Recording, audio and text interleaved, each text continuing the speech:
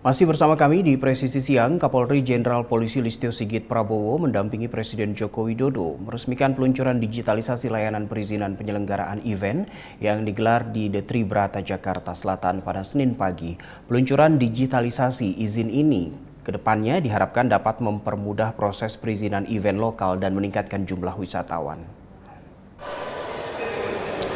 Pemirsa, hari ini Presiden Joko Widodo melakukan peluncuran digitalisasi layanan perizinan penyelenggaraan event secara resmi hari ini.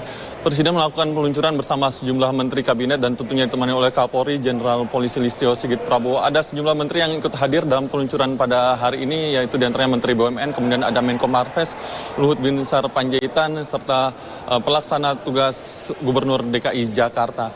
Event ini diselenggarakan pemirsa untuk dilakukan untuk mempermudah perizinan yang dibutuhkan oleh penyelenggara event, di mana sebelumnya Presiden Jokowi mengatakan bahwa penyelenggaraan event di Indonesia sebenarnya ada banyak event yang bisa terselenggara di Indonesia, namun perizinan yang masih berlaku hingga kini masih cukup rumit. Hingga dari itu Presiden berharap bahwa dengan adanya peluncuran digitalisasi untuk memperoleh izin penyelenggaraan event ini dapat mempermudah bagi mereka para penyelenggara event untuk mendapatkan izin dan untuk bisa melaksanakan event. Bahkan tidak hanya mempermudah secara pelayanan, dalam digitalisasi ini juga para penyelenggara event juga dapat memperpendek masa tunggu untuk memperoleh izin yang sebelumnya 4 minggu lebih, sekarang hanya 3 minggu untuk event internasional dan 2 minggu untuk event nasional. Dan berikut penjelasan Kepala Negara Presiden Joko Widodo. Oleh sebab itu, sekali lagi mengenai digitalisasi proses perizinan ini yang segera kita launching, harapan saya sekali lagi bukan hanya website layanan saja, tapi betul-betul memberikan kemudahan pengurusan, betul-betul memberikan kepastian jauh-jauh hari sebelumnya, betul-betul memotong birokrasi kita, dan sehingga munculnya adalah sebuah kos yang lebih murah dan lebih terbuka transparan. Saya rasa itu yang ingin saya sampaikan, dan dengan mengucap Bismillahirrahmanirrahim pada pagi hari ini, secara resmi saya luncurkan digitalisasi layanan perizinan penyelenggaraan event di Indonesia. Tapi kita masih punya PR besar juga. Setelah ini rampung, PR kita adalah bagaimana agar hak cipta itu bisa berdampak kepada para seniman, pencipta lagu, dan lain-lain. Kalau eventnya banyak, tapi dampaknya tidak ke pencipta lagu, ke artisnya juga, ini akan tidak berdampak baik kepada para seniman kita. Saya rasa itu. Wassalamualaikum warahmatullahi wabarakatuh. Pemirsa, selain itu, Menteri Koordinator Bidang Investasi, Kemaritiman dan Investasi Menko Marves Luhut Binsar Panjaitan juga menjelaskan bahwa adanya peluang yang dapat diperoleh lebih banyak daripada penyelenggaraan digitalisasi penyelenggaraan izin event yang dilakukan pada hari ini, di mana ada peluang-peluang yang bisa ditangkap. Tadi Presiden Joko Widodo juga sempat menyinggung adanya gelaran event Taylor Swift, kemudian ada event-event artis internasional lainnya seperti Coldplay yang dilakukan di Singapura, yang menurut Presiden Jokowi juga bisa dan sanggup untuk dilaksanakan di Indonesia. Presiden bahkan mengatakan bahwa event-event yang besar yang sudah diselenggarakan dengan sistem perizinan yang rumit pun masih banyak, apalagi dengan perizinan yang kini sudah dipermudah bahkan didigitalisasikan. Demikian laporan dari Jakarta, Faris Hasni dan Irfan Juni melaporkan untuk Polri TV. Menteri Koordinator Bidang Politik, Hukum, dan Keamanan Marsikal TNI Purnawirawan Hadi Cahyanto mengumumkan nama-nama panitia seleksi Komisi Kepolisian Nasional atau Kompolnas di kantor Kemenko Polhukam pada Jumat lalu. Menteri Hadi menyampaikan nama-nama ini ditunjuk oleh Presiden Joko Widodo sebagaimana ditetapkan dalam keputusan Presiden tentang pembentukan pansel anggota Kompolnas. Kesembilan nama panitia seleksi ini yakni Hermawan Sulistyo yang bertugas sebagai ketua merangkap anggota, kemudian Komjen Pol Ahmad Doviri selaku wakil ketua merangkap anggota, dan Yenti Garnasi selaku sekretaris merangkap anggota. Kemudian sebagai anggota ada juga Deputi Bidang Koordinasi Keamanan dan Ketertiban Masyarakat Kemenko Polhukam RI, Irjen Pol Purnawirawan Karlo Brikstewu.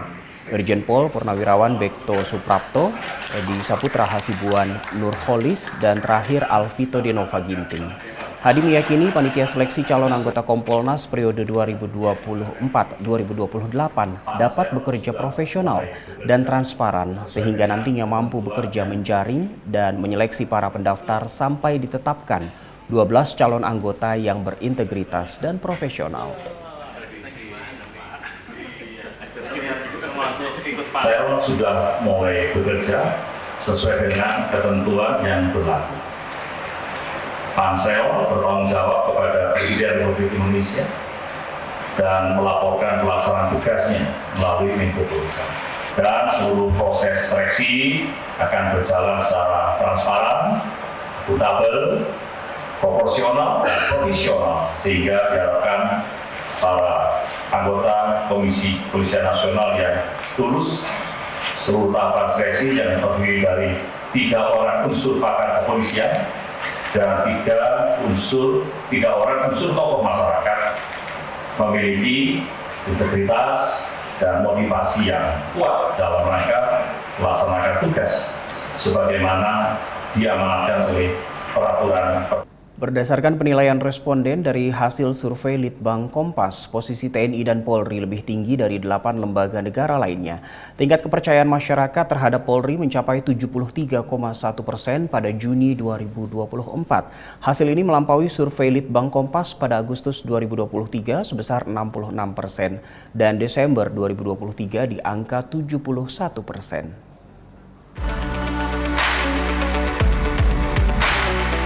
Litbang Kompas merilis hasil survei periode Juni 2024 terkait citra terhadap 8 lembaga negara, mulai dari TNI Polri, Dewan Perwakilan Daerah, Dewan Perwakilan Rakyat, Kejaksaan Agung, Mahkamah Agung, Mahkamah Konstitusi, dan Komisi Pemberantasan Korupsi. Berdasarkan hasil survei ini, peneliti Litbang Kompas Yohanes Mega Hendarto menyebut bahwa TNI dan Polri mendapat apresiasi lebih tinggi dari responden dibanding dengan lembaga lainnya. Hasil survei Litbang Kompas menunjukkan tren kenaikan citra positif terhadap Polri. Diketahui, kepercayaan masyarakat terhadap Polri terus meningkat menjadi 73,1% pada Juni 2024. Hasil ini melampaui survei Litbang Kompas pada Agustus 2023 sebesar 66%. Dan Desember 2023 di angka 71%. Menyikapi rilis ini, Kepala Divisi Humas Polri Irjen Pol Sandi Nugroho mengatakan hasil survei Litbang Kompas menunjukkan bahwa masyarakat semakin percaya terhadap institusi Polri. Ia menyebut salah satu faktornya adalah adanya transformasi Polri melalui program presisi yang digagas oleh Kapolri Jenderal Listio Sigit Prabowo.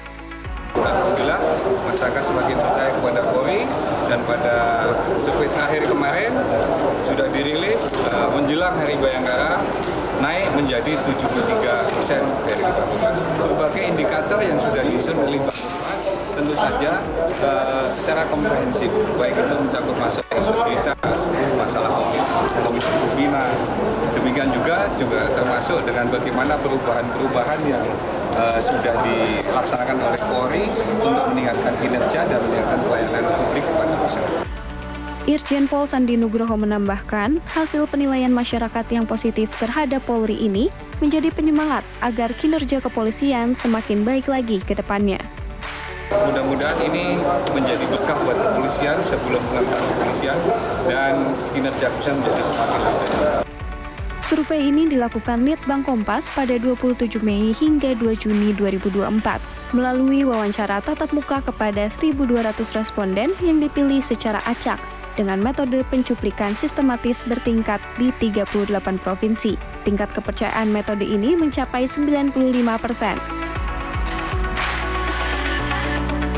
Hasil survei Litbang Kompas menunjukkan tren kenaikan citra positif terhadap institusi Polri. Diketahui kepercayaan masyarakat terhadap Polri terus meningkat menjadi 73,1% pada Juni 2024 atau naik dari yang sebelumnya di angka 71%. Hasil survei Litbang Kompas ini menunjukkan bahwa masyarakat semakin percaya terhadap institusi kepolisian.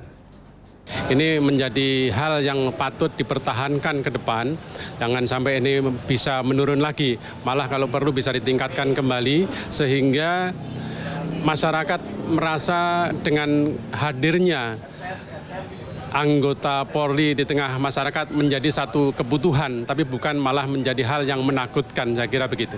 Polri ke depan tentunya akan menjadi harapan masyarakat, menjadi Polri yang humanis, ya, Polri yang tersenyum kepada masyarakat, bukan Polri yang menunjukkan hal yang menakutkan bagi masyarakat. Tentunya ini adalah bagaimana kita masyarakat juga mendukung Polri sepenuhnya untuk program kinerja Polri, dan harapan kami juga agar Polri senantiasa terus meningkatkan kinerjanya di dalam bidang keamanan, ketertiban, dan kesosialan utamanya. Alhamdulillah memang kinerja para polisi kita memang sudah banyak yang masyarakat senang. Banyak kan di YouTube itu polisi-polisi kita yang baik hati, yang nolong, yang nyebrangin ibu-ibu tua.